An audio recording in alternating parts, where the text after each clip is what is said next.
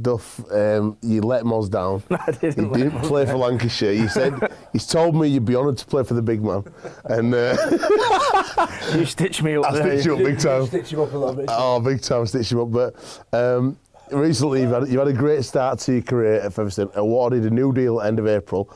It must have felt good. Yeah, we're great. You know, we've had a big off season this year, and the lads were brought in, and everyone who stayed from last year have all bought into what I want to do in the vision that we want to go in, and we're doing all right. So.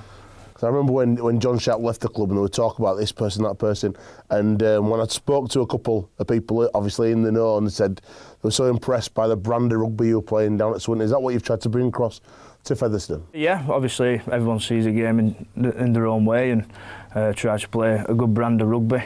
Did all right at Swinton, got them promoted first season I was in, and then obviously the phone call came from Mark Campbell, which came out of the blue, shocked me. We had a good chat and got something sorted. What have you learned at Featherstone in this year? I think it's a really interesting place for rugby league, and we did a training session against Fev, and I thought it was interesting the calls that you've got, because they call things like minor or pit or donkey or something that's themed with that area. So yeah, they're all like mining and pit calls and stuff like that. So they had most of them in before I arrived, and I just kept them in.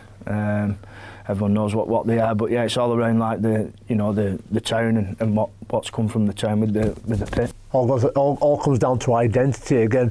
So what have you learnt this year, and what are your aspirations going into the future? Well, I think if you look at our division this year, it's obviously the toughest one yet. The Lee came down, Toronto have been amazing, who've come up as well. So it's been the toughest year, but just staying with it, and we can't afford to have a week off or a minute off.